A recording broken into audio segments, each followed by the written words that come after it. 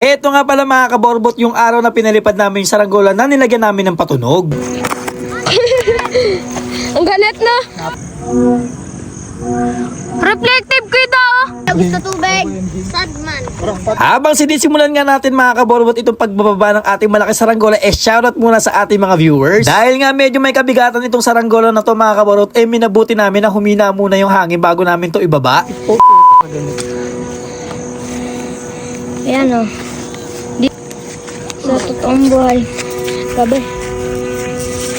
Dapat nga dito sa kita mo. Kita! Sa totoo lang mga kaborbot, mali talaga yung hinala namin na humina nga yung hangin. Dito nga mga kaborbot, kasama namin si Apollo, yung aming nagvi-video. Ang gusto niya nga mga kaborbot, maranasan kung gaano kaganit ba tong saranggola na to. Kaya ang ginawa namin mga kaborbot, nagpalit sila ni Rafi at si Rafi yung magvi-video sa amin. Ako daw dyan, Ang galit na. Napakaganit. At ito nga mga kaborbot, tinulungan ako ni Kuya Toto yung magbaba ng saranggola. Dahil sobrang nahihirapan nga ako mga kaborbot na ibaba ito mag-isa. Isa nga rin sa mga rason mga kaborbot kung bakit namin binababa itong saranggola gabi na. At kung maririnig nyo mga kaborbot sa background, sobrang ingay talaga ng saranggolang to. Hindi makita kung nasaan. Parang layo ko. Hindi kasi natin mga kaborbot pwede paliparin to ng magdamag at mapapagalitan talaga tayo. At baka humantong pa sa baranggayan mga kaborbot. Sa totoo lang mga kaborbot, masarap naman talaga siyang pakinggan habang lumilipad. Yun nga lang mga kaborbot, kapag medyo tumagal, nakakatulig na talaga siya. Reflective kita. Galing. Reflective siya. Oh. Galing ng pagkakagawa. Reflective.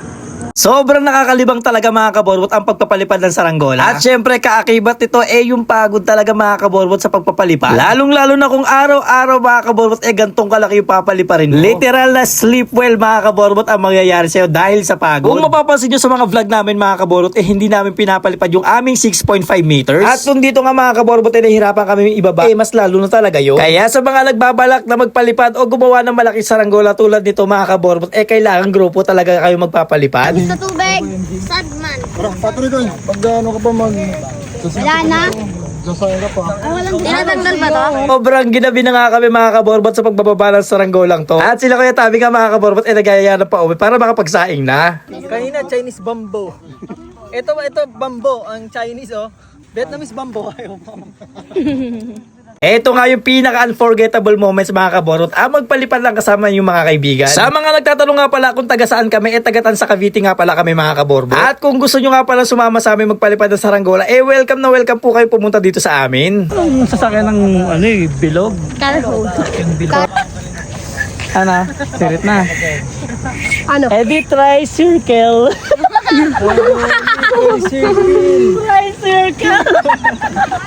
Tama yun. So pagpasensyahan nyo lang ako dyan mga kaborbot at pagod lang talaga ako dyan. So ganito talaga mga kaborbot kapag nagbababa ka ng malaki saranggola talagang pagod na pagod ka na. Ayan nga pala naging kasama namin ngayong araw mga kaborbot si Apollo. At ito na nga mga kaborbot binabaklas na namin ang aming saranggola para makauwi na kami. Literal na nag-overtime talaga kami mga kaborbot sa pagsasaranggola. At hanggang dito na lang mga kaborbot, kung nagustuhan mo ngayon mga ganitong klase ng content i-follow, like, and share mo na ang aming video. At abangan nyo pa mga kaborbot ang magiging content namin tungkol sa mga saranggola. At maraming salamat po mga kaborbot sa patuloy na pagsuporta nyo sa aming mga content. At hanggang dito na lang mga kaborbot and kita-kits sa aming next vlog.